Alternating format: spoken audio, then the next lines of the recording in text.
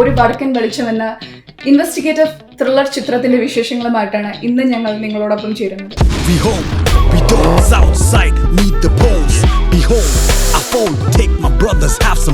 നമ്മളൊരു low budget മൂവിയാണ്, പക്ഷെ ഭയങ്കര എഫിഷ്യന്റ് ആയിട്ട് എടുത്തിരുന്നത്. അത്രയും ലെയർ ഉള്ള ഒരു ക്യാരക്ടർ ആദ്യമായിട്ട് ഹാൻഡിൽ ചെയ്യുമ്പോൾ ചാലഞ്ചിങ് ആയിട്ട് തോന്നിയോ, അതോ എന്തൊക്കെ സ്റ്റെപ്പ് എടുത്തു അത് ഒന്ന് വർക്ക്ഔട്ട് ചെയ്തെടുക്കാനായിട്ട്? നമ്മൾ ഓഡീഷൻ എടുത്തപ്പോഴൊക്കെ ചേട്ടന് തീരെ ഭയങ്കര ബ്ലണ്ട് ആയിട്ടായിരുന്നു അഭിനയിക്കുന്നത്. ഒരു വികാരം ഒന്നും ഇല്ലായിരുന്നു ആ സമയം. പക്ഷെ അത് കഴിഞ്ഞ് പുള്ളി ഷൂട്ടിന്റെ ഡേ വരെ നല്ലൊരു എഫേർട്ട് ഇട്ട് അടിപൊളിയായി, നല്ലൊരു വ്യത്യാസം വന്നായിരുന്നു. ഇതിൽ ആരെയാണ് ഫേവറേറ്റ് എന്ന് പറയുന്നത്? ഞാൻ 2 ഓപ്ഷനെ തരത്തുള്ളൂ, അതിൽ നിന്ന് ഒരാളെ പിക്ക് ചെയ്യണം. Okay, Jeethu Joseph or Jithu Madhavan? My favorite would be Jeetu Joseph. Jeethu Joseph, Jithu Madhavan ഇഷ്ടമാണ്. നിങ്ങൾ മൂന്നുപേരും കൂടെ മെമ്മറീസ് രണ്ടുപേരും ഇഷ്ടം. ഒരാളെ ഡിസൈഡ് ചെയ്യാം. അത് Jeethu Joseph. Jithu Joseph. Okay, Rajamouli or Akhil Suresh?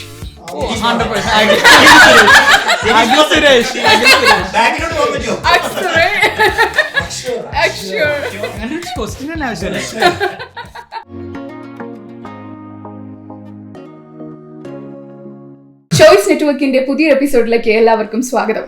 ഫ്ലറീസ് film house and millennium valley പ്രൊഡക്ഷൻസിന്റെ ബാനറിൽ അഖിൽ സുരേഷ് രചനയും സംവിധാനവും ചെയ്ത ഒരു വടക്കൻ വെളിച്ചം എന്ന ഇൻവെസ്റ്റിഗേറ്റീവ് ത്രില്ലർ ചിത്രത്തിന്റെ വിശേഷങ്ങളുമായിട്ടാണ് ഇന്ന് ഞങ്ങൾ നിങ്ങളോടൊപ്പം ചേരുന്നത്. Writer director Akhil Suresh, producer and one of the lead actors Harish Menon, and another lead actor Ananthan. Welcome. എന്ത് തോന്നുന്നു ഫസ്റ്റ് ഓഫ് ഓൾ നിങ്ങളുടെ ഒരു ഔട്ട്പുട്ട്? ഇത്രയും വർഷത്തെ എഫേർട്ട്, ഒത്തിരി ചാലഞ്ചസ് ഉണ്ടായിട്ടുണ്ട്, ഒത്തിരി ഹാർഡ് വർക്ക് ഉണ്ട്, ഒരു വലിയ ടീം വർക്ക് ആയിരുന്നു. And finally you guys have your movie released in Manorama Max. അതൊരു വലിയ അച്ചീവ്മെന്റ് ആണ്. ഒറ്റ വാക്കില് എന്താണ് തോന്നുന്നത് ഇപ്പോ? ഒറ്റ വാക്കിൽ പറയുകയാണെങ്കിൽ ടീം വർക്ക് തന്നെ പറയണം. യെസ്, യാ ബ്രോ എന്ത് പറയുന്നു? Almost bankrupt എന്ന് പറയാം. ഒരുപാട് ഫൈനാൻഷ്യലി ആണെങ്കിലും ചാലഞ്ചസ് ഉണ്ടായിട്ടുണ്ട് അല്ലേ? Yes. I mean, it's not as simple as it looks. Yes. The outside world. ഇപ്പൊ നമ്മളൊരു മൂവി എടുത്തു കഴിഞ്ഞാൽ I think whatever budget me and him came up with, we almost doubled it. Because there is a lot of unexpected expenses and all, but we are blessed in some circumstances because none of the actors have taken money. They all have volunteered. Millennium Valley Production, they have helped us a lot with sound and light and everything. Cast. Yeah. And also our editor, even here, Sandeep has not taken anything from us. So we are blessed in those angles. Right. But still, I was just kidding about the bankers. നമ്മളൊരു low budget മൂവിയാണ്, പക്ഷെ ഭയങ്കര efficient ആയിട്ട് എടുത്തൊരു movie. Exactly. Ananthan എന്താണ് അഭിപ്രായം? പറയുകയാണെങ്കിൽ passion എന്ന് പറയും. ഇങ്ങനത്തെ ഒരു വർക്ക് ചെയ്യാൻ പറ്റിയത് ഞങ്ങളെല്ലാവരും വർക്കിംഗ് ഇൻഡിവിജ്വൽസ് ആണ്. സോ ഞങ്ങളുടെ പാഷൻ കാരണമാണ് ഞങ്ങൾ സ്റ്റിക്ക് ഓൺ ചെയ്തത്, ജോലിയും ഇതൊക്കെ മാനേജ് ചെയ്ത്. So also passion. ഇപ്പം അനന്തനോട് ചോദിക്കുകയാണെങ്കിൽ അനന്തൻ പാഷൻ എന്നൊറ്റ വാക്കിൽ പറഞ്ഞു. അപ്പം ഞാൻ കേട്ടിരുന്നു അനന്തൻ ഈ റോള് ചോദിച്ചു വാങ്ങിച്ചതാണ്. അഖില ഈ സ്ക്രിപ്റ്റ് എഴുതുന്ന സമയത്ത് അദ്ദേഹത്തിന്റെ മനസ്സിൽ വേറൊരു പിക്ചർ ആയിരുന്നു. Maybe he couldn't find somebody, but at the same time അനന്തനെ പിക്ചറൈസ് ചെയ്യുന്നു. അപ്പം അനന്തനെ ആ ഒരു ക്യാരക്ടറിലേക്ക് കൺവിൻസ് ചെയ്യിക്കാൻ അനന്തൻ ഒരുപാട് എഫേർട്ട് എടുക്കേണ്ടി വന്നിട്ടുണ്ട്. So that also is part of your passion, right? So അതിനെക്കുറിച്ച് എന്താ പറയാനുള്ളത്? ആദ്യമായിട്ട് എടുത്ത കഥ പറഞ്ഞപ്പോൾ ആൽവിൻ എന്ന് പറഞ്ഞ ക്യാരക്ടർ അത് എനിക്ക് എന്നെ നായകനാക്കുന്ന ഞാൻ വിചാരിച്ചു. അപ്പൊ പറഞ്ഞ നായകൻ ഒരു പ്രായമുള്ള ഒരാളാണ്. പ്രായം എന്ന് പറഞ്ഞാൽ അങ്ങനെ. അപ്പോ അതേ ഈ ക്യാരക്ടർ അപ്പൊ എന്റെ അടുത്ത് തന്നെ പുള്ളി പറഞ്ഞു, ഇത് നിനക്ക് തരാൻ വേണ്ടിയിട്ടല്ല, ഇത് ഞാൻ നിന്റെ അടുത്ത് കഥ പറയണമെന്നുള്ളൂ എന്ന് പറഞ്ഞു. ഞാൻ പരമാവധി കൺവിൻസ് ചെയ്യാൻ ഒത്തിരി നോക്കിയായിരുന്നു ആദ്യം തന്നെ. ഞാൻ ചെയ്യാം, എന്നെ കൊണ്ട് പറ്റും. പുള്ളി പറഞ്ഞു ഇല്ല പറ്റില്ല എന്ന് പറഞ്ഞു. പിന്നെ ഒത്തിരി ആഗ്രഹം ഉണ്ടായിരുന്നു. പിന്നെ ഞാൻ ഒരു ദിവസം ഇതിന്റെ കഥ എങ്ങനെ ഡെവലപ്പ് ആവുന്നൊക്കെ കേൾക്കുന്നുണ്ട്. അപ്പോൾ ഒരു ദിവസം ഞാൻ ലിക്കർ സ്റ്റോറിൽ നിന്ന് സാധനം വാങ്ങിച്ചുകൊണ്ട് വരുമ്പോൾ പുള്ളി സാധനം വാങ്ങിക്കാനകത്തോട്ട് കയറാം. അപ്പൊ പുള്ളി എന്നെ കണ്ടിട്ട് പുള്ളി പറഞ്ഞ് അന്ന് ഞാൻ കുറച്ച് ജിമ്മിലൊക്കെ പോവായിരുന്നു. ഇപ്പൊ പോകാറില്ല, എന്നാലും അന്ന് ജിമ്മിലൊക്കെ പോവായിരുന്നു. തടിയൊക്കെ കുറച്ച് മുടിയൊക്കെ വളർത്തിയ ഒരു പ്രത്യേക ലുക്കിലായിരുന്നു. അത് ക്യാരക്ടറിന് വേണ്ടി ചെയ്തതല്ലേ? അന്ന് കണ്ടപ്പോ ക്യാരക്ടറിന് വേണ്ടി ചെയ്തല്ല. അന്ന് അത്രയും തടി കുറച്ചിട്ടില്ല, എന്നാലും കുറച്ച് കുറച്ച് Frame ഉണ്ടായിരുന്നു ആ കുറച്ച് വ്യത്യാസം ഉണ്ടായിരുന്നു, കുറച്ച് ഫ്രെയിം ഉണ്ടായിരുന്നു. പുള്ളി എന്നെ നോട്ടീസ് വേറൊരു അപ്പിയറൻസ് ആയിരുന്നു. കുറച്ചുകൂടെ ആൽവിന്റെ ക്യാരക്ടറിന് മാച്ച് ആവുന്ന ഒരു ഇവൻ എന്റെ ഷോർട്ട് ഫിലിമില് അഭിനയിച്ചിട്ടുണ്ട്. അപ്പം ഇവനായിട്ട് ഞാൻ ക്ലോസ് ആ. അപ്പൊ അതുകൊണ്ട് ഇവനെയും സുരഭിയാണ് ഞാൻ സെക്കൻഡ്, ആദ്യം ഒരാളെ നറേറ്റ് ചെയ്ത് കഴിഞ്ഞിട്ട് രണ്ടാമത് ഇവരെയാ വിളിക്കുന്നത്. ഇവര് ക്ലോസ് ആയതുകൊണ്ട് അപ്പൊ ഞാൻ ഇവന്റെ അടുത്ത് പറഞ്ഞിരുന്നു, ഇപ്പൊ നേരത്തെ പറഞ്ഞ പോലെ ഇത് ചേട്ടാ ഇത് ഇങ്ങനെ സ്റ്റോറി കേട്ടപ്പോൾ അവൻ ഇഷ്ടപ്പെട്ടു. അപ്പൊ ഞാൻ പറഞ്ഞ ഇത് നിന്റെ ലുക്ക് ഇങ്ങനെയാണ്, ഇതൊരു ജങ്കി പോലത്തെ ഒരു ക്യാരക്ടറാണ്, നീ ആണെങ്കിൽ നേരെ തിരിച്ച ഭയങ്കര ഡീസെന്റ് ഉള്ള ഒരു മാച്ചിങ് അല്ല, അതുകൊണ്ടാണുള്ള കാര്യം ഞാൻ പറഞ്ഞായിരുന്നു. അപ്പൊ പിന്നെ അതിനുശേഷം പുള്ളി പറഞ്ഞു നിനക്ക് അതിന് കണ്ടതിന് ശേഷം ചെയ്യാൻ പറ്റുമെന്ന് ചോദിച്ചു. പുള്ളിക്ക് ചെറിയൊരു ലൈക്ക് പറ്റുമോ എന്നുള്ള രീതിയിൽ ചോദിച്ചു. അപ്പൊ ഞാൻ ചെയ്യാന്ന് പറഞ്ഞു. പിന്നെ ഞാൻ അതിന് വേണ്ടി അത്യാവശ്യം മുടി നല്ലോണം വളർത്തി. മുടി വളർത്തണ വലിയ പാടുള്ള കാര്യമല്ല, എന്നാലും വണ്ണം കുറച്ചു. ആക്സെന്റ് എന്നെ കൊണ്ടാവുന്ന രീതിയിൽ. അതൊരു വലിയ പ്രശ്നമാണ്. ആക്സെന്റ് നമുക്കൊരു മദർ ടങ് ഫാക്ടർ എല്ലാവർക്കും ഉണ്ട്. ഇവിടെ ഒരു സെക്കൻഡ് ജനറേഷൻ കിഡായിട്ട് കാണിക്കണമെങ്കിൽ ഇച്ചിരി എഫേർട്ട് ഉണ്ട്. അപ്പൊ ഇവര് നന്നായിട്ട് എഫേർട്ട് എടുത്തായിരുന്നു, അതിനൊക്കെ ക്ലാസ്സും കൊടുത്തായിരുന്നു. ആവുന്ന രീതിയിൽ കുറച്ച് ഇമ്പ്രൂവ് ചെയ്തിട്ടുണ്ട്. പിന്നെ അതിനുശേഷമാണ് അങ്ങനെ ചെയ്യാന്നൊക്കെ പറഞ്ഞിട്ട്. പിന്നെ അഭിനയിച്ചോണ്ടിരിക്കുന്ന സമയത്തിനേക്കാളും നന്നായിട്ട് ഡബ് ചെയ്യുന്ന സമയത്ത് കയറി പിടിച്ചു. ആ സമയം നന്നായിട്ട് ഇമ്പ്രൂവ് ചെയ്തു. ഇപ്പൊ നമ്മളിപ്പോ ആദ്യം തന്നെ സംസാരിച്ചപ്പോ തന്നെ ഒരു ചെറിയ പടമാന്ന് പറയുന്നുണ്ട്. അപ്പൊ നമ്മള് ഒരു ചെറിയ പടം, എസ്പെഷ്യലി നമ്മള് കാനഡയിൽ ഫുൾ ഫ്ലെഡ്ജ്ഡ് ആയിട്ട് ഈ ഒരു സിനിമ ഷൂട്ട് ചെയ്യുമ്പോൾ നമുക്കുണ്ടാവുന്ന ടെക്നിക്കൽ ചാലഞ്ചസ്, ഇപ്പോൾ ഈ പറഞ്ഞ പോലെ കാസ്റ്റ് ഉൾപ്പെടെ നമ്മൾക്ക് ഒരു പ്രോപ്പർ ടെക്നിക്കൽ ടീം അല്ലെങ്കിൽ production team, post production team എല്ലാം നമുക്ക് ആവശ്യമായിട്ടുണ്ട്. സോ ഈ ഒരു രാജ്യത്ത് ഇങ്ങനെ ജീവിക്കുന്ന സമയത്ത് this movie demands this place, അത്രയും വലിയൊരു ചാലഞ്ചിങ് സിറ്റുവേഷൻ ആണ് നമുക്ക് പ്രോപ്പർ ആയിട്ടുള്ളൊരു ടെക്നീഷ്യൻസിനെ കിട്ടാതിരിക്കുക എന്നുള്ളത്. അപ്പം ഇപ്പൊ whether it's a small movie or a big movie, നമുക്ക് ഇനഫ് പ്രൊഡ്യൂസേഴ്സ് ഉണ്ടോ ഇല്ലയോ എന്നുള്ളതല്ല, നമുക്ക് വേണ്ട റൈറ്റ് ഔട്ട്പുട്ട് തരാൻ പറ്റിയ ടെക്നീഷ്യൻസ് ഇല്ലാത്തതും ഒരു വളരെ വലിയ ചാലഞ്ചാണ്.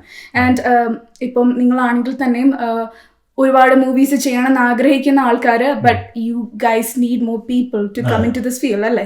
അപ്പം ആ ഒരു ചാലഞ്ച് ഞാനിപ്പം ഇവരിൽ നിന്നൊക്കെ കേട്ടു. അഖിൽ വാസ് ലൈക്ക് എവ്രിവെയർ, എല്ലാ കാര്യങ്ങളും അഖിൽ ഡീൽ ചെയ്യാനായിരുന്നു, എല്ലാ കാര്യങ്ങളും മാനേജ് ചെയ്യണം. സോ അങ്ങനെ ഒരു ചാലഞ്ച് എങ്ങനെയാണത് ഡീൽ ചെയ്തത്? അത് ഡീൽ ചെയ്ത് എങ്ങനെയാന്ന് വെച്ചാൽ നമുക്കാരും ഇല്ല, നമ്മള് തന്നെ. അതിപ്പോ അതെ, നമുക്ക് എല്ലാവരും ഭയങ്കര പാഷനേറ്റ് ആണ് സിനിമ എന്നുള്ള ഒരു ഇതുകൊണ്ട്. എല്ലാവരുടെയും മൈൻഡിൽ ബാക്ക് സൈഡിൽ കിടപ്പുള്ള ഒരു സാധനം, എല്ലാവരും വർക്കിംഗ് പ്രൊഫഷണൽസ് ആണെങ്കിലും എല്ലാവരും മൈൻഡിൽ ഇത് വലിയൊരു പാഷനാണ്. അപ്പൊ അങ്ങനത്തെ ആൾക്കാർ തന്നെയാണ് ടീം അപ്പ് ചെയ്തത്. അപ്പം എനിക്കും ഈസി ആയിരുന്നു, ഇൻ ദ സെൻസ് ലൈക്ക് നമ്മളിപ്പോ ഒരു സെറ്റില് ഓരോ കാര്യങ്ങൾ നോക്കാൻ അസിസ്റ്റൻസും ലൈറ്റിന് സെപ്പറേറ്റ് ആയിട്ടുള്ള ടീമും അങ്ങനെയൊക്കെയല്ലേ സാധാരണ ഒരു മൂവി എന്ന് പറയുന്നത്. ഇവിടെ ഞങ്ങൾ അങ്ങനെയല്ല, എല്ലാവരും ഒരു ടീമായിട്ട്, ഇപ്പം ഒരാളില്ലെങ്കിൽ വേറൊരാൾ ഹെൽപ്പ് ചെയ്യാനും അസിസ്റ്റ് ചെയ്യാനും. അങ്ങനെ ഇപ്പൊ നമ്മുടെ അസിസ്റ്റന്റ് ഡയറക്ടേഴ്സിന്റെ ലിസ്റ്റ് നമുക്ക് ഒരു 6-7 പേരുണ്ട്. പക്ഷെ അതെല്ലാവരും പലവരും പല ഡേയ്സിലൊക്കെ ആയിട്ടാണ് വന്നത്. കാരണം എല്ലാവരും അവൈലബിൾ ആവണമെന്നില്ല, എല്ലാവരും പല ഷിഫ്റ്റിലൊക്കെ വർക്ക് ചെയ്യുന്നവരാ. സാറ്റർഡേ സൺഡേ അവൈലബിൾ ആവണമെന്നില്ല. അപ്പൊ നമ്മൾ ഷൂട്ട് ചെയ്താണെങ്കിലും കണ്ടിന്യൂസ് ഒരു 20-30 ഡേയ്സ് എന്നല്ല, നമ്മളൊരു എല്ലാവരുടെയും അതായിരുന്നു ഏറ്റവും ചാലഞ്ച്. എല്ലാവരുടെയും അവൈലബിലിറ്റി നോക്കി നമ്മൾ ഷെഡ്യൂൾ ചെയ്യണം. അപ്പോൾ ഒരാഴ്ച ചിലപ്പോൾ 1-2 ദിവസമായിരിക്കും നമ്മൾ ഷൂട്ട് ചെയ്യുന്നത്. അത് കഴിഞ്ഞ് ചിലപ്പോൾ അടുത്ത ആഴ്ച കാണില്ല, അതിന്റെ അടുത്ത ആഴ്ച ആയിരിക്കും ഷൂട്ട് ചെയ്യുന്നത്. അപ്പം അങ്ങനത്തെ കുറെ ചാലഞ്ചസ് ഉണ്ടായിരുന്നു. പക്ഷെ അത് ഭയങ്കര എന്റർടൈനിങ് ആയിരുന്നു, കാരണം എല്ലാവരെയും വിളിച്ച്. പക്ഷെ അങ്ങനെ ഞങ്ങൾ തമ്മിലുള്ള ഒരു ബോണ്ടിങ് ഭയങ്കരമായിട്ട് കൂടിയാണ്. എത്ര നാള് കൊണ്ട് മൂവി കംപ്ലീറ്റ് ചെയ്തത് നിങ്ങൾ? ഞങ്ങളൊരു 4 മാസം വരെ എടുത്തിട്ടുള്ളൂ ഷൂട്ട് ചെയ്യാൻ. എന്ന് പറഞ്ഞാൽ ഞങ്ങൾ ആക്ച്വലി ഒരു 20 ഡേയ്സ് ഷൂട്ടിങ്ങിനായിട്ട് സ്പെൻഡ് ചെയ്തിട്ടുള്ളൂ. പക്ഷെ ആ 20 ഡേയ്സും 4 months ആയിട്ടാണ് in between ആയിട്ടാണ് ചെയ്തത്. Okay, I'll go to Harish bro. Like അത് കണക്ട് ചെയ്തിട്ട് ഇപ്പം ആസ് ബീങ് എ പ്രൊഡ്യൂസർ, ഇപ്പം ഈ പറഞ്ഞ സ്കെഡ്യൂളിംഗ് ഇഷ്യൂസും പിന്നെ ഒരു പക്ഷേ നാട്ടിലെ മലയാളികളും അല്ലെങ്കിൽ പുറത്തേക്ക് പോകുന്ന ആൾക്കാർ ഫേസ് ചെയ്യുന്ന ചാലഞ്ചസ് ഒരു പക്ഷേ ഒരു പരിധി വരെ നാട്ടിൽ പലർക്കും അറിയാതെ പോകുന്നുണ്ട്. I mean like when you are committed to like a cinema അല്ലെങ്കിൽ ഇങ്ങനെ പാഷനുള്ള ആൾക്കാർ അവരത് ചെയ്യുന്നതിൻ്റെ കൂടെ they have to go for work. അവരുടെ ഫൈനാൻഷ്യൽ നീഡ്സും മീറ്റ് ചെയ്യുന്ന ഒരു അവസ്ഥയിലാണ് പൊതുവെ കാനഡയിൽ എല്ലാവരും ജീവിക്കുന്നത്. സോ അതൊരു വളരെ ചാലഞ്ചിങ് സിറ്റുവേഷൻ ആണ്. എഗെയിൻ അഖിൽ ബ്രോ പറഞ്ഞ പോലെ സ്കെഡ്യൂളിങ്ങിനെ എഫക്റ്റ് ചെയ്യും, നീണ്ടുപോകും. അപ്പോൾ അത് ആ ഒരു ആസ് എ പ്രൊഡ്യൂസർ അങ്ങനെ എന്തൊക്കെ ചാലഞ്ചസ് ആയിരുന്നു, എങ്ങനെ മീറ്റ് ചെയ്തു? Go back to what he said. എല്ലാവരും ഒരു ടീം പോലെ ആയിരുന്നു. And as I said in the beginning, right, everybody who has worked for us, they didn't take any money or anything like that. On top of that, they have like literally called in sick. Our ജോലിയിൽ നിന്ന് സിക്ക് വിളിച്ചിട്ട് നമ്മുടെ ഇവിടെ ചെയ്യാൻ വന്നിട്ടുണ്ട്. Because we are only available that certain days. ഇല്ല ഇപ്പോൾ അബി എന്ന് പറയുന്നത് നമ്മുടെ AD, he is coming all the way from Kamloops എന്ന് പറഞ്ഞാൽ ഇവിടുന്ന് ഒരു 1.5 hour ഡ്രൈവ് ഉണ്ട്. അപ്പോൾ പുള്ളി വരാൻ നേരത്തായിരിക്കും നമുക്ക് we have to make it happen like at that time. So I think we were blessed in the sense like everybody made it happen. Other work ചെയ്തു. And he was, as he said, he's a jack of all trades എന്ന് പറഞ്ഞാൽ എല്ലാവരും coordinate ചെയ്ത് communicate ചെയ്ത് മണ്ടനാന്ന് പറയുന്ന ബാക്കി അതും കൂടെ Jack of all trades better than master of none. Jack of all trades and he's master of everything. എന്റെ വാട്സ്ആപ്പ് മെസ്സേജ് കണ്ടു കഴിഞ്ഞാൽ അറിയാം ചേട്ടാ this is the day, can you come this day? അപ്പോൾ I will be like ഇല്ല അക്കില്ല എനിക്ക് ഇന്ന് ജോലിയുണ്ട് ചേട്ടാ then this day can we work this day? പിന്നെ അത് എല്ലാവരുടെ അടുത്ത് കോർഡിനേറ്റ് ചെയ്ത് and whatever time he could get he would make it work. ഇപ്പോൾ അനന്തന്റെ there are some scene where is in-house scene പോലെയാണ്. So if it doesn't matter lighting, means whether it's day or night. So sometimes the shoot is in the evening, then he go back to his work at night, then in the morning he's doing some other shoot. So I think in that way, yes, it was challenging, but we all kind of made it work. And the like we made this as a priority. At the end, yes, we all had work. നമുക്ക് അത് ഇല്ലെങ്കിൽ ജീവിക്കാൻ പറ്റത്തില്ല ഇവിടെ. Everybody has bills to pay. നമുക്ക് വെറുതെ ആരുമില്ല. Like we pay our own rent, we pay our own mortgage, we pay our own car payments. There is nobody. ഇവിടെ അവിടുത്തെ പോലെ അമ്മച്ചനും ആരുമില്ല to pay your utility bills. So we had to go to work, but at the same time we were coordinated. എല്ലാവരും ഒരുമിച്ച് വരും and then we were like, okay, let's make this happen. Yeah, that's amazing that you guys got a great crew. Like amazing. പിന്നെ എല്ലാവരും നല്ല ചില്ലായിരുന്നു. നമ്മളെല്ലാം നല്ലൊരു family പോലെ ആയി. അതെ, amazing. Yeah. ഞാൻ നിങ്ങളോട് സംസാരിച്ചപ്പോൾ കേട്ടു like you guys have been in a place like abandoned ആയിട്ടുള്ള സ്ഥലത്ത് പോയി അവിടെ തന്നെ ഷൂട്ട് ചെയ്ത്. അപ്പം നമ്മളിപ്പോൾ നാട്ടിൽ ആണെങ്കിൽ ബ്രോ പറഞ്ഞിരുന്നു നമ്മൾ സെറ്റൊക്കെ ഇട്ട് അങ്ങനെ ചെയ്യുന്നത്. പക്ഷേ ഇത് ആക്ച്വൽ ഒരു അങ്ങനത്തെ ഒരു സ്ഥലത്ത് പോയി ഷൂട്ട് ചെയ്യാം. അപ്പോൾ അതിൻ്റെതായ കുറേ ചാലഞ്ചസ് ആൻഡ് ഓൾമോസ്റ്റ് ചിലപ്പം കുറച്ച് പേർക്കൊക്കെ അറിയാമായിരിക്കും ഈ ബ്രിട്ടീഷ് കൊളംബിയയിലെ landscape is also very challenging അല്ലെ. ഈ നമ്മുടെ എക്യുപ്മെന്റ്സും ഒക്കെ ആയിട്ട് ടെക്നീഷ്യൻസിന് പോകാനുള്ള ബുദ്ധിമുട്ടുകളും അതൊന്നും നമ്മൾ ഫ്രെയിമിൽ കാണുന്നില്ല. But you guys got like amazing frames there, like visuals കാണുമ്പോൾ അറിയാം ബ്യൂട്ടിഫുൾ ആയിട്ട് ക്യാപ്ചർ ചെയ്തിട്ടുണ്ട്. പക്ഷെ അതിന്റെ ബിഹൈൻഡ് നടന്ന ഒരുപാട് ചാലഞ്ചസ് ഉണ്ടായിട്ട് അങ്ങനെ എന്തെങ്കിലും എക്സ്പീരിയൻസസ് ഷെയർ ചെയ്യാൻ പറ്റുമോ? കുറെ അങ്ങനെ കോണ്ടാക്ട്സ് വഴി കുറെ സ്ഥലത്ത് നമ്മൾ പോയി ഇൻക്വയറി ചെയ്തായിരുന്നു. അപ്പം കുറെ അടുത്തൊക്കെ സമ്മതിച്ചില്ല. അതൊന്നുമല്ല, ഒരു മറ്റേ ഹസാർഡസ് ആയിട്ടുള്ള ഒരു സിറ്റുവേഷൻ ആയതുകൊണ്ട് അത് എന്തെങ്കിലും പൊട്ടിപ്പോയി കഴിഞ്ഞാൽ നമുക്ക് പ്രശ്നമായ അവർക്ക് പ്രശ്നമായി, ഇൻഷുറൻസിന്റെ ഒക്കെ പ്രശ്നം. അപ്പം അങ്ങനെയുള്ളത്. പിന്നെ നാട്ടിൽ എന്ന് പറഞ്ഞാൽ ഇതുപോലത്തെ ഒരു സീൻ എടുക്കണമെങ്കിൽ നമ്മൾ അവിടെ സെറ്റ് ആയിരിക്കില്ല. അപ്പം അതിനുള്ള ബഡ്ജറ്റ് നമുക്ക് ഇല്ലായിരുന്നു ബേസിക്കലി. അപ്പം നമ്മളിങ്ങനെ ശരിക്കുള്ള ഈ ബ്രിട്ടീഷ് കൊളംബിയ അറിയാമല്ലോ, അപ്പോൾ ഇവിടെ കുറേ അബാൻഡൻ ഹൗസസും പഴയ ഓൾഡ് ഹൗസസ് ഒക്കെ ഉണ്ട്. അപ്പം ഞങ്ങൾ ബേസിക്കലി വണ്ടി എടുത്ത് ഇങ്ങനെ ഇറങ്ങി റാൻഡം ആയിട്ട് ആൾക്കാരുടെ അടുത്ത് പോയി ഞങ്ങൾക്ക് ഇങ്ങനെ ഒരു വിയേർഡ് ആയിട്ടുള്ള ഒരു റിക്വസ്റ്റ് ഉണ്ട്, ഞങ്ങൾക്ക് ഇങ്ങനെ ഒരു സിനിമ ഞങ്ങൾ എടുക്കുന്നുണ്ട്, അപ്പോൾ ഇത് ഷൂട്ട് ചെയ്യാനുള്ള ഒരു പെർമിഷൻ തരുമോ അങ്ങനെയൊക്കെ പറഞ്ഞ് അങ്ങനെ ഞങ്ങൾ ഓരോ സ്ഥലത്ത് പോയി അങ്ങനെ കിട്ടിയ ഒരു പ്രോപ്പർട്ടിയാണ്. Okay, nice. Harish bro, Akhil ഇങ്ങനെ ഒരു സ്റ്റോറി ഇങ്ങനെ ഉണ്ടെന്ന് ഷെയർ ചെയ്തു. നിങ്ങൾ ഓൾറെഡി ഫ്രണ്ട്സ് ആണല്ലോ, അപ്പം അങ്ങനെ ഒരു സ്റ്റോറി പറഞ്ഞ് ഷെയർ ചെയ്തു. And you were not a producer that time. പക്ഷെ എന്തായിരുന്നു ആ ഒരു ഫസ്റ്റ് ആ സ്റ്റോറി കേട്ടപ്പോൾ എന്തായിരുന്നു റെസ്പോൺസ്? എന്നിട്ട് ഇതിലേക്ക് എങ്ങനെ ജെല്ലിനായി? So I think first time I contacted him was after I saw his short movie. Anandante would have a short movie edited and it was very touching. So I contacted him and let him know that if you have anything for me and they contact it, please let me know. And I like acting and all. So that's how I think he approached me. ചേട്ടനത് പറഞ്ഞപ്പോൾ എൻ്റെ മൈൻഡിൽ സ്ട്രക്കായി. പിന്നെ കഥ എഴുതാൻ നേരത്തെ ചേട്ടനാ വന്നത്. So it was like Harish പുറയെ കണ്ടുകൊണ്ട് തന്നെയാണ് സ്റ്റോറി എഴുതിയത്. എഴുതിയത്.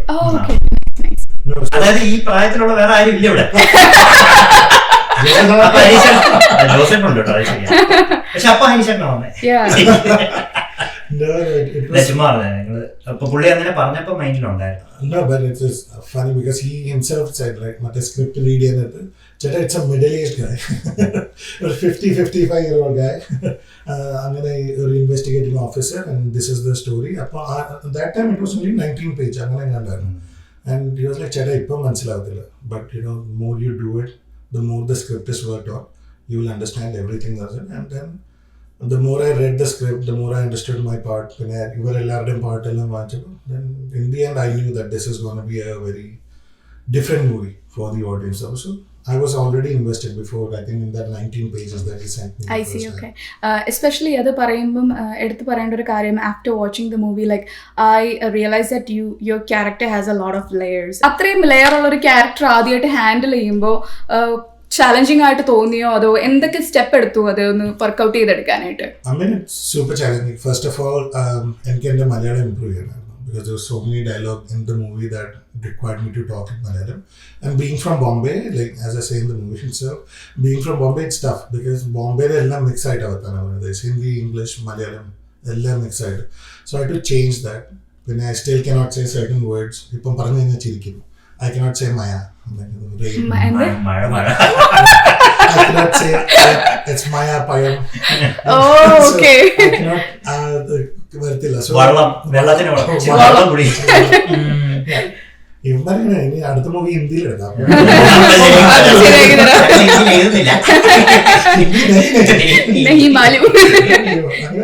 No, but the important thing was to learn the character. ആ ക്യാരക്ടറിനകത്ത് കയറിയിട്ട് എനിക്ക് എൻ്റെ കൂടെ co-investigating officer ആയ പീറ്റർ കാസ്, പുള്ളി gave me a very good idea. And then Anandan, he was in his role and everything like that, but the first time me and him practiced, I think we laughed for like 3 hours. For a 2-minute video practice, 3 hours നമ്മൾ ചിരിച്ചു. അതിന്റെ practice video first കണ്ടു കഴിഞ്ഞപ്പോ like ഞങ്ങൾ just ഒന്ന് shoot ചെയ്തു. എന്നിട്ട് അതിന്റെ ഔട്ട് കണ്ടിട്ട് ഞാൻ ആക്ച്വലി ഞാൻ ഇത് നോക്കി പോലും ഇല്ല എന്റെ സ്ക്രീനിലെ സംഭവം. ഞാൻ ഭയങ്കര കോൺഫിഡൻസ് ആണ്, പക്ഷെ എന്റെ ഔട്ട് കണ്ടിട്ട് ഞാൻ തകർന്നു. ചെയ്യുമ്പോ ഞാൻ പറയുന്നുണ്ട് ഈ മീറ്റർ പിടിക്കല്ലേ കുറയ്ക്ക് അവൻ മനസ്സിലാവുന്നില്ല. ഇപ്പൊ ചെയ്ത് ഇത് നല്ലല്ലേ അങ്ങനെ അവൻ ആസം പറയും. അപ്പൊ ഞാനത് കട്ട് ചെയ്ത് കാണിച്ചു കൊടുത്തു. ഇപ്പൊ ചെയ്തത് ഗംഭീരാണെന്നല്ല, പക്ഷെ അന്ന് ചെയ്തത് കണ്ടു കഴിഞ്ഞപ്പോ അന്ന് ഇതിലും പറ്റായിരുന്നു.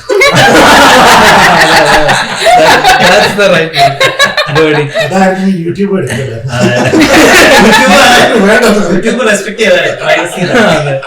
എന്നിട്ട് അത് കഴിഞ്ഞിട്ടാണ് പുള്ളിയായിട്ട് വീണ്ടും ഞങ്ങൾ ഇരുന്ന്, ഇപ്പൊ ഞാൻ ആദ്യം ഒത്തിരി ചിരിച്ചു, പുള്ളിയും ചിരിച്ചു, പിന്നെ ഞങ്ങൾ പ്രാക്ടീസ് ചെയ്തതാണ്. So Peter, he told me that when you enter the room, you think that you are that character. I'm not Harish, he is not Anandan, Surabhi alla. I'm just that character. Appo angane cheyidappo it was very helpful for me to switch. But then also thanks to this movie, and I started watching a lot of Malayalam movie to improve my Malayalam. That's great. I went all the way back to Mohanlal movies from the 80s, the Netherlands, to see different characters and make that adapt and certain words I couldn't even say it. ഇപ്പൊ സ്വാഭാവികമെല്ലാം പറയാം. ഇപ്പൊ ഇടയ്ക്ക് കോളൊക്കെ ചെയ്യുമ്പോ സ്വാഭാവിക you have to learn the character. അങ്ങനെ പറ്റത്തുള്ളൂ. But thanks to these guys, and Malayalam improve. Nice. Hindi weak ആയോ?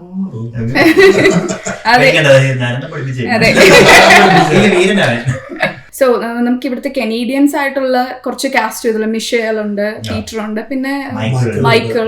അപ്പൊ അവരെയൊക്കെ എങ്ങനെ ഈ പ്രോജക്റ്റിലേക്ക് എങ്ങനെയാ ഇൻവോൾവ് ആയിരിക്കുന്നത്? സോ അവര് മില്ലേനിയം വാലി പ്രൊഡക്ഷൻസ് എന്ന് പറഞ്ഞാൽ എൻ്റെ നെയ്ബറും എൻ്റെ ഫ്രണ്ടും ആയിട്ടുള്ള ഡേവിഡ് എന്ന് പറഞ്ഞ ആള് പീറ്ററും ഒക്കെയാണ് ഓൺ ചെയ്യുന്നത്.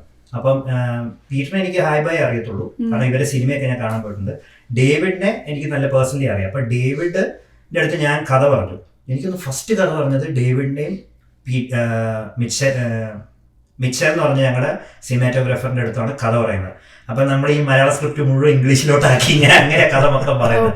അപ്പൊ അത് പറഞ്ഞപ്പോൾ അവര് ഹെൽപ്പ് ചെയ്യാന്ന് പറഞ്ഞു. Like in the sense produce ചെയ്യാന്നല്ല, ലൈക്ക് റിസോഴ്സസ് ഒക്കെ, ലൈക്ക് അവരുടെ ക്യാമറ, ഒരു ലൈറ്റ്, ഇതെല്ലാം അവർക്ക് ഉണ്ട്, ഓൾറെഡി ഒരു പ്രൊഡക്ഷൻ ഹൗസ് ഉണ്ട്. സോ അതൊക്കെ വെച്ച് നമ്മളെ ഹെൽപ്പ് ചെയ്യാന്ന് പറഞ്ഞു. നമുക്ക് കഥ ഇഷ്ടപ്പെട്ടു, let's make A project out of it എന്ന് പറഞ്ഞ് അവര് പറഞ്ഞു. അപ്പൊ അതെനിക്കൊരു കോൺഫിഡൻസ് തന്നു. കാരണം നമ്മൾ നേരത്തെ ഷോർട്ട് ഫിലിമും മറ്റേ DSLR എടുത്ത ഷോർട്ട് ഫിലിം മാത്രമേ ഉള്ളൂ, ഒറ്റൊരു ഷോർട്ട് ഫിലിം ചെയ്തേ ഉള്ളൂ. അപ്പൊ ആ എക്സ്പീരിയൻസ് വെച്ച് നമുക്ക് ഇതൊരു വലിയൊരു അപ്ഗ്രേഡാ, ഇങ്ങനെ ഒരു ഓപ്പർച്യൂണിറ്റി കിട്ടുന്നത്. അപ്പൊ അങ്ങനെ വന്നപ്പോഴാണ് ഞാൻ ഇവരുടെ അടുത്ത് എല്ലാ കഥയൊക്കെ പറഞ്ഞ്. പിന്നെ നമുക്ക് നമ്മുടെ ഇവിടുത്തെ മലയാളി കമ്മ്യൂണിറ്റി ഭയങ്കര ചെറുതാണ്, നമുക്ക് അധികം ഓപ്ഷൻ ഒന്നുമില്ല, അങ്ങനെ വലിയ ഓഡീഷനോ പരിപാടിയോ ഒന്നുമില്ല. അതുകൊണ്ട് ഇവനെയൊക്കെ കിട്ടത്തുള്ളൂ. അല്ല, പക്ഷെ ഇവന്റെ ഷോർട്ട് ഫിലിമിൽ ഞാൻ അങ്ങോട്ട് അപ്രോച്ച് ചെയ്തത്. കാരണം ഇവൻ നന്നായിട്ട് അതിന് മുമ്പ് ഇവന്റെ 2-3 ഇവന്റെ ഒരു കോമഡി ഒക്കെ നന്നായിട്ട് ചെയ്യുന്നത്. അതല്ല, ഇവന്റെ ഒരു കോമഡി ഒരു ഇന്റർവ്യൂ പരിപാടി ഉണ്ട്. അത് എത്ര രൂപ ആ സമയത്ത് എന്തോ ഭയങ്കര ഹിറ്റ് ആയില്ലടാ. ആ ഒരു സമയത്ത് വൈറലായിരുന്നു ഒരു ഇന്റർവ്യൂ എക്സാം റിവ്യൂ പോലെയാണെങ്കിൽ എന്ന് പറഞ്ഞ ഒരു യൂട്യൂബിൽ ഒരു വീഡിയോ ഇട്ടിട്ട് അത് ഫുൾ ഇവൻ അഭിനയിക്കുന്നു പല പല രീതിയിൽ. അപ്പം അത് കണ്ടപ്പോഴേ ഞാൻ ഇംപ്രസ്ഡ് ആയിരുന്നു. അല്ലല്ല, എക്സാം റിവ്യൂ തിയേറ്റർ റെസ്പോൺസ് പോലെയായിരുന്നു. നീയും സൂരജും കൂടെ ചെയ്തു. ഞാൻ സൂരജും കൂടെ ചെയ്തു. അപ്പൊ ആ ഒരു സാധനം കണ്ടപ്പോ എന്റെ മൈൻഡിലുണ്ടായത്. അപ്പൊ തന്നെ എനിക്കറിയാം ഇവനെ കറക്റ്റ് രീതിയിൽ യൂട്ടിലൈസ് ചെയ്താൽ നമുക്ക് സെറ്റ് ആണെന്ന് മനസ്സിലായി. പിന്നെ ഇവൻ തമാശയിലാണ് കൂടുതൽ ഇത് ഇവൻ ഒരു വലിയ ചാലഞ്ച് ആയിരുന്നു. കാരണം ഇങ്ങനത്തെ ഒരു റോളിലോട്ട് ഇവൻ ആ ഒരു ടൈപ്പ് ഓഫ് മൂവി ചെയ്തിട്ടില്ല, അല്ലെങ്കിൽ ഒരു ഷോർട്ട് ഫിലിം അങ്ങനത്തെ ഒരു ക്യാരക്ടർ ഒരു ഇതിനു മുമ്പേ സീരിയസ് ആയിട്ട് ഒന്നും ചെയ്തിട്ടില്ല. അപ്പൊ അതിലോട്ട് മോൾഡ് ചെയ്തെടുക്കാനായിരുന്നു കുറച്ച് ചാലഞ്ച്. പക്ഷെ അത് നന്നായിട്ട് ചെയ്തു അവസാനം. സോ ഞാനൊരു ഹൂ ക്വസ്റ്റ്യൻ ചോദിക്കും. അത് നിങ്ങൾ ആരാണ് അല്ലെങ്കിൽ നിങ്ങളുടെ ടീമിൽ ആരാണെന്ന് പറയാം. ഫണി. അപ്പം ആ ഒരു തീം പിടിച്ചിട്ട് ആൻസർ പറയാം. Okay okay. Who most likely to forget lines? Ananthan.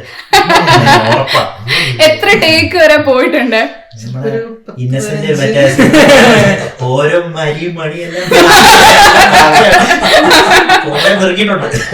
പെറുക്കിയിട്ടുണ്ട്. പിന്നെ ഞാൻ വരികളൊക്കെ എന്റെ രീതിക്ക് ആക്കി. ശരിയാത്തില്ലാത്തപ്പോ അഖിൽ ബ്രോ ഭയങ്കര സീരിയസ് ഡയറക്ടർ ആണോ? ഭയങ്കര ചില്ലാണ്. ഈ 10ാമത്തെ ടേക്കിലും ആദ്യത്തെ ടേക്ക് പോലെ തന്നെയായിരുന്നു റെസ്പോൺസ്. എനിക്ക് ടൈം ക്രഞ്ച് ഉള്ളപ്പോ മാത്രമേ ഉള്ളൂ ടെൻഷൻ. അത് ദേഷ്യപ്പെടത്തില്ല, പക്ഷെ എനിക്ക് ടെൻഷൻ ഭയങ്കര ചില്ല. ഞാനൊക്കെ ഒരു ടേക്ക് പോയിട്ട് ഒരു 20 ടേക്ക് എന്തോ പോയില്ലേ ബാങ്ക് ഹൗസില്. എന്നിട്ടും അത്യാവശ്യം ശരിയെന്ന് തോന്നുന്നു. പക്ഷെ അന്നേരം ഒന്നും എല്ലാവരും അത്യാവശ്യം ചില്ലായിരുന്നു. പക്ഷെ ഞങ്ങളെല്ലാവരും ആക്ച്വലി ഇമ്പ്രൂവ് ചെയ്യണം, അല്ലെങ്കിൽ ഇമ്പ്രൂവ് ചെയ്യണം, പോരാന്ന് ആ ഒരു മെന്റാലിറ്റി ആയിരുന്നു. അല്ലാണ്ട് ആരും ലൈക്ക് ഇത് 20 പറയണേ അങ്ങനത്തെ ഒരു മെന്റാലിറ്റി അല്ല. പുള്ളിക്ക് നന്നാക്കണമെന്ന് മുമ്പ് ഞാനും അതിന്റെ കൂടെ നിൽക്കുമായിരുന്നു. Who would become famous first? Harish Menon. Screen presence.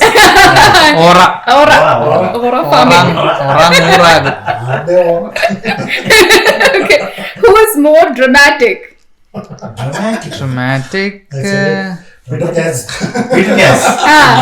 അതെന്തെങ്കിലും ഫണ്ണി സ്റ്റോറി വല്ലതും ഉണ്ടോ ശരിയാൻ? ഫണ്ണി സ്റ്റോറി ആണെങ്കിൽ ഫണ്ണി സ്റ്റോറി എന്നല്ല, ഞങ്ങളുടെ ക്ലൈമാക്സ് എടുക്കുന്ന രംഗമായിരുന്നു അത്. പുള്ളി അതായത് ക്ലൈമാക്സ് പറയില്ല,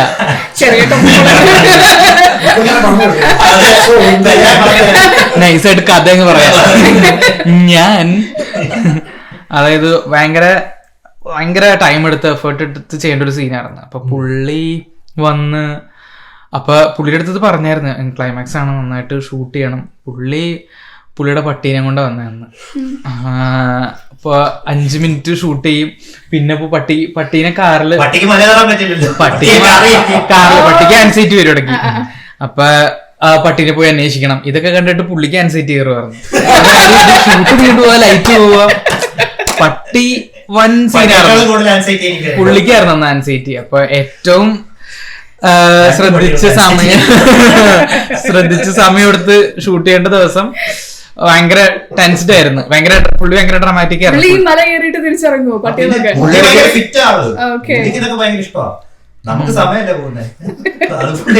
അതെ, അന്ന് കുറച്ച് ഡ്രാമാറ്റിക് ആയിട്ടുള്ളൊരു.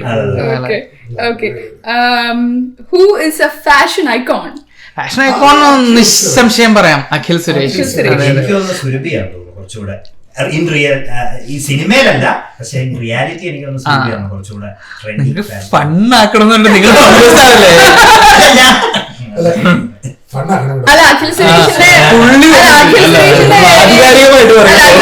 ഇൻസ്റ്റാഗ്രാം എടുത്തു കഴിഞ്ഞാൽ ഓരോ തവണയും കാണുന്ന ഓരോ ആളെ പോലെ അത് ശരിയാ. അതെപ്പോഴും ഫേസ് ഐഡി പോലും വർക്ക് ആവാറില്ല. ഫുൾ കംപ്ലീറ്റ് വേറെ ലുക്ക് മാറ്റിക്കളയും. വേറെ ഒരു യൂറോപ്യൻ ലുക്ക് ആണെങ്കിൽ പിന്നെ ഏപ്രോ ആ ഒരു look. Okay, who did the most retake? അതിന് തന്നെയാണ് കൊടുക്കുന്നത്. വേറെ ആരും എടുക്കാനില്ല. Who checks Instagram the most? Akhil Suresh.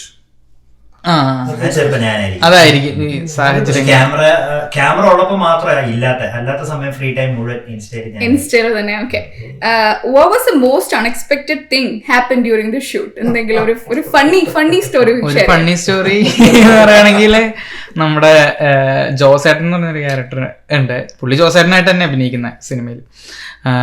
പുള്ളി ഞങ്ങള് ഒരു ദിവസം ഷൂട്ട് ചെയ്തുകൊണ്ടിരിക്കുമ്പോൾ ലൈറ്റ് പോയായിരുന്നു, ഔട്ട് സൈഡ് ആയിരുന്നു, അപ്പൊ സൗണ്ടും കിട്ടുന്നില്ല. അപ്പൊ മൊത്തത്തില് സിങ് സൗണ്ട് ആയിരുന്നു. എന്നിട്ട് ഫുൾ മാറ്റി ഡബ്ബാക്കി. പക്ഷെ സൗണ്ട് പോകുന്നു, മാറ്റേണ്ടി വന്ന്, സൗണ്ട് പോകുന്നു, ലൈറ്റ് പോകുന്നു. അപ്പൊ അതിന്റെ ടെൻഷനിൽ പുള്ളി ഇരിക്കുമ്പോ ഞങ്ങൾക്ക് ക്യാരക്ടർ ബ്രീഫ് ചെയ്ത് വരിക. അതേ സമയം തന്നെ വേറൊരു ഷോട്ട് എടുക്കുവാന്ന്. അപ്പൊ അതില് ജോസേട്ടനുണ്ട്, വേറൊരു ഗോപി എന്ന് പറഞ്ഞ പുള്ളിക്കാരനുണ്ട്. അപ്പൊ ഞങ്ങൾക്ക് ബ്രീഫ് ചെയ്തതിന്റെ ഇടയിൽ ജോസേട്ടൻ വന്നിട്ട് പുള്ളിയുടെ അടുത്ത് വെച്ച്, അഖില ഞാൻ എന്താ ചെയ്യണ്ടേ പറഞ്ഞപ്പോ ശരിക്കും ആ ഷോട്ടില് ജോസേട്ടൻ പോയിട്ട് കാറിലിരിക്കുന്ന ഗോപിന്റെ അടുത്ത് സംസാരിക്കുന്ന ഒരു സീൻ ഇങ്ങനെ അതില് കാറിന്റെ ഡോറിന്റെ അവിടെ ഇങ്ങനെ ഹാങ് ചെയ്തിട്ട് ഇങ്ങനെ നിന്നിട്ട്. അപ്പൊ അഖിൽ ബ്രോ ഇങ്ങനെ സ്ട്രെസ്സിലേക്ക് വരുന്നു. അത് ചെയ്തപ്പോ ജോസേട്ടൻ വന്നിട്ട് ചോദിക്കും, ഏറ്റവും വലിയ പോലെ പുള്ളി ആദ്യം വന്ന മലയാളി ഇവിടുത്തെ. അപ്പൊ കാറിന്റെ അവിടെ പോയിട്ട് ഇങ്ങനെ നിക്കുന്ന ഒരു സീനാ. അപ്പൊ ബ്രോ ഒന്ന് ചോദിക്കണേ ചെയ്ത ബ്രോ അവിടെ പോയി കുരിഞ്ഞിക്ക്. അതായത് പുള്ളി പറഞ്ഞത് കുരിഞ്ഞ് നിക്കാനാ പറഞ്ഞത്. പക്ഷെ പുള്ളി ആകെ ഷോക്കായി പോയി. ലൈക്ക് സ്ട്രെസ്സാണ് കാര്യങ്ങളൊക്കെ ഇത്രയും പ്രായത്തിന് നോക്കാനുള്ളത്. ജോസേട്ടൻ അവിടെ പോയി കുഞ്ഞിക്കാൻ പറഞ്ഞു. അതുകൊണ്ട് പുള്ളിക്ക് വല്ലാണ്ടായി പോയി. അതുകൊണ്ട് പുള്ളി അല്ല ചേട്ടാ ഞാൻ ഉദ്ദേശിച്ചത് ശരിക്കും നടന്നതാ.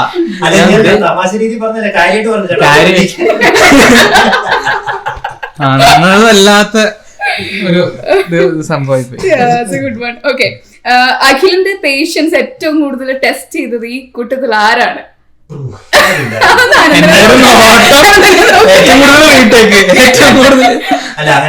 അങ്ങനെ ആരുമില്ല. ഉണ്ട്, ഒരു കാസ്റ്റിംഗ് ക്യാരക്ടർ ഉണ്ട്, റിങ്കു ചന്ദ്ര. ആരായിട്ട് വരുമെന്ന് ഇവിടെ? പുള്ളിക്കാരന്റെ ഫാദർ ഇൻ ലോന്റെ മകളായിട്ട് വരും. ഭാര്യ. അങ്ങോട്ട് ഇങ്ങോട്ട്. ആക്ടിംഗ് സ്കിൽസ് കൊണ്ട് ഏറ്റവും കൂടുതൽ സർപ്രൈസ് ചെയ്ത കൂട്ടത്തിൽ ആരാണ്? അത് പുള്ളി തന്നെ ഇരിക്കുമെന്ന് എനിക്ക് പറയാനുള്ള കാര്യം എന്ന് പറഞ്ഞാൽ ഞങ്ങളൊക്കെ ഇങ്ങനെ അവിടെ നിന്ന് അഭിനയിച്ച് തെറ്റുമ്പോ റീടേക്ക് മുഖത്ത് ദേഷ്യം ഉണ്ടെങ്കിലും അത് കാണിക്കാതെ ഒരു ആക്ടിങ് ഉണ്ടല്ലോ. ചുമ്മാ അല്ല ഞാൻ അഖിലിനോട് ചോദിക്കാം. അഖിലിന്റെ അഭിപ്രായത്തില് ഇവരെ മൈൻഡ് ചെയ്യണ്ട, എന്നാലും ഇത്രയും ആക്ടേഴ്സിൽ ഏറ്റവും ഞാൻ ഒട്ടും എക്സ്പെക്ട് ചെയ്തില്ല ഇങ്ങനെ അഭിനയിക്കും. And they are all like beginners അല്ലേ? അപ്പൊ ഹരീഷേട്ടന്റെ കാര്യം പറയാം. കാരണം ആദ്യം നമ്മൾ ഓഡീഷൻ എടുത്തപ്പോഴൊക്കെ ചേട്ടന് തീരെ ഭയങ്കര ബ്ലണ്ട് ആയിട്ടായിരുന്നു അഭിനയിക്കുന്നത്. ഒരു വികാരം ഒന്നും ഇല്ലായിരുന്നു ആ സമയം. പക്ഷെ അത് കഴിഞ്ഞ് പുള്ളി ഷൂട്ടിന്റെ ഡേ വരെ നല്ലൊരു എഫേർട്ട് ഇട്ട് അടിപൊളിയായി, നല്ലൊരു വ്യത്യാസം വന്നായിരുന്നു. പിന്നെ ആ ഒരു സ്ക്രീൻ പ്രസൻസും കാര്യങ്ങളും എല്ലാം ലുക്ക് തന്നെ എന്താ പറയാ, ഒരു ആക്ടറിനെ പോലെ നമ്മുടെ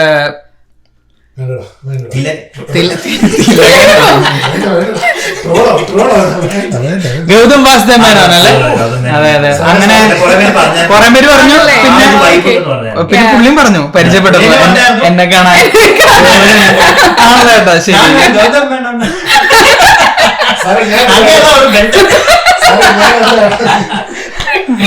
പുള്ളി എന്നെ പറഞ്ഞു.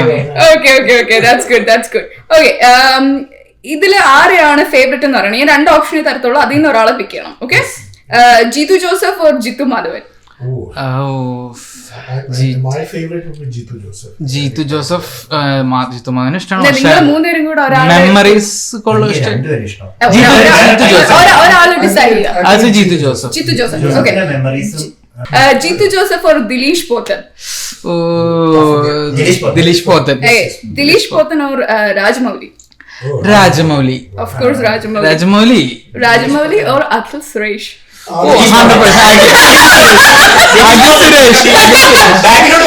Akhil Suresh. അങ്ങനെ ക്വസ്റ്റ്യൻ തന്നെ ആവശ്യമില്ല.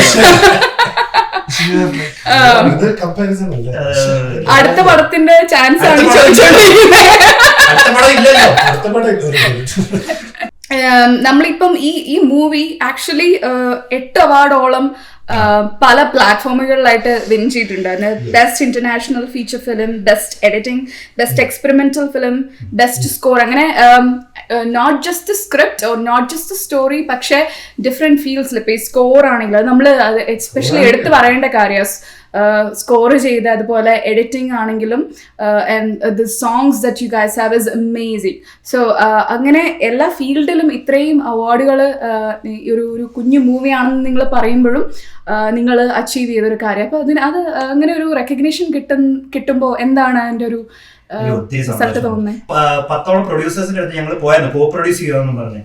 അപ്പൊ നമ്മള് എല്ലാരും കാണാന്ന് പറയുന്നല്ലാണ്ട് ആരും കാണാമെന്ന് പറഞ്ഞില്ല. അതില് OG സുനിൽ എന്ന് പറഞ്ഞ പ്രൊഡ്യൂസർ ഉണ്ടല്ലോ, പുള്ളിക്കാരനായിട്ട് സംസാരിച്ചു. പുള്ളി മാത്രമേ ഉള്ളൂ നമുക്ക് he followed up with us.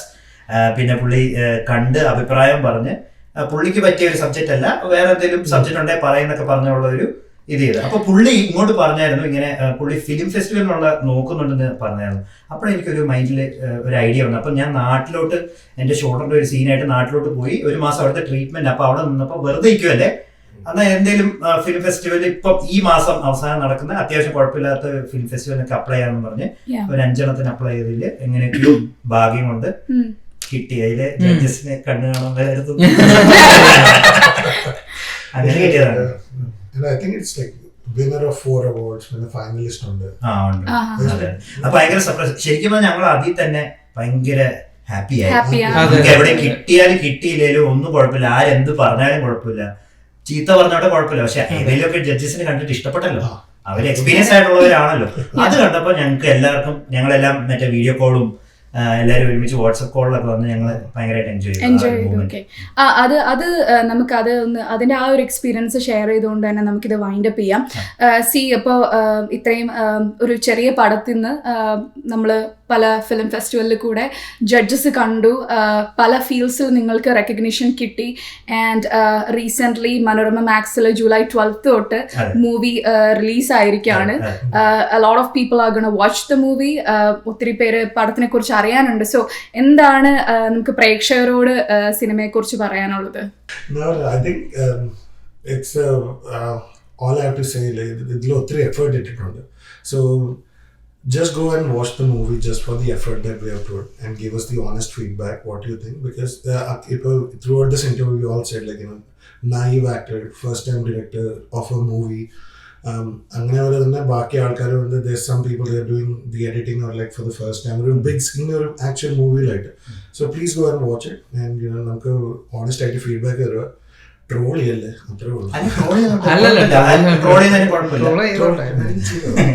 Ananthakrishnan അവർക്ക് പ്രേക്ഷകർക്ക് എന്തും എല്ലാവർക്കും ഒരേ നമ്മുടെ സബ്ജക്ട് എല്ലാവർക്കും ഇഷ്ടപ്പെടണമെന്ന് ഞാൻ പറയുന്നില്ല. കാരണം നമ്മുടെ വേറെ ഒരു ടൈപ്പ് ഓഫ് ഒരു മൂവി അല്ലേ. അപ്പം അതാ എനിക്ക് പറയാനുള്ളത് അതാണ്. ലൈക്ക് ഒരു ടിപ്പിക്കൽ മലയാളം മൂവി അല്ല. നിങ്ങൾ എന്തെങ്കിലും ഒരു വെറൈറ്റി മലയാളം മൂവി, കാരണം ഇത് ബേസ് ചെയ്തേക്കുന്നത് നമ്മുടെ ബാക്ക്ഡ്രോപ്പ് കാനഡയാണ്. ഇപ്പൊ കനേഡിയൻ മലയാളി ഒരു സബ്ജക്റ്റ് ആണ്. മാത്രമല്ല ഒരു കുറെ ട്വിസ്റ്റുകളൊക്കെ ഉള്ള ഒരു മൂവിയാണ്. അപ്പം കണ്ടു കഴിഞ്ഞാൽ ഉറപ്പായിട്ടും എൻജോയ് ചെയ്യുന്നുള്ള ഒരു ഫീൽ ഉണ്ട്. എൻജോയ് ചെയ്തില്ലെങ്കിൽ പറഞ്ഞപ്പോൾ ഒരു കുഴപ്പമില്ല.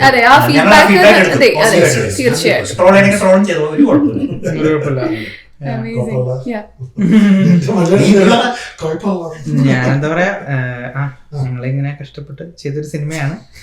പക്ഷെ എന്താ പറയാ, നിങ്ങള് മനോരമ മാക്സിൽ ഇപ്പോൾ വന്നിട്ടുണ്ട്. അപ്പോൾ എല്ലാവരും കാണുക, അഭിപ്രായം അറിയിക്കുക. എന്തായാലും പോസിറ്റീവായാലും നെഗറ്റീവായാലും ഓക്കെയാണ്. പക്ഷെ എല്ലാവരും ഒന്ന് കാണുക എന്നുള്ളതാണ്, അതാണ് ഈ ഇന്റർവ്യൂവിന്റെയും പർപ്പസ്. പിന്നെ പ്രൈം വീഡിയോയിൽ അവൈലബിൾ ആണ്, പക്ഷെ മനോരമ മാക്സിന്റെ സബ്സ്ക്രിപ്ഷൻ അങ്ങനെ എന്തോ ഒരു പരിപാടി ഉണ്ട്. പിന്നെ പ്രധാനമായിട്ട് ഇത് തന്നെ പറയാനുള്ളത്. ലാസ്റ്റ് ഈ മൂവിനെ കുറിച്ച് എന്താണ് ബ്രോയ്ക്ക് പറയാനുള്ളത് ഓഡിയൻസിനോട്? मेरे बॉम्बे के और नॉर्थ पार्ट ऑफ इंडिया के सारे दोस्तों को ये एक रिक्वेस्ट है कि प्लीज़ जाके हमारी मूवी देखिए. हमने बहुत मेहनत से बनाया है. इसमें इंग्लिश सबटाइटल भी है, सो आप उसको समझ सकते हो. इवन दो इसमें जो लैंग्वेज यूज है वो मलयालम है, इंग्लिश भी है, so you can understand the movie. ये बहुत ही डिफरेंट काइंड ऑफ मूवी है, तो प्लीज़ जाके देखिए please. I'm trying to talk in Hindi, लेकिन this is the problem with Bombay. It's just all Hindi, English, Malayalam is all mixed in there. So, but no, but പോയിട്ട്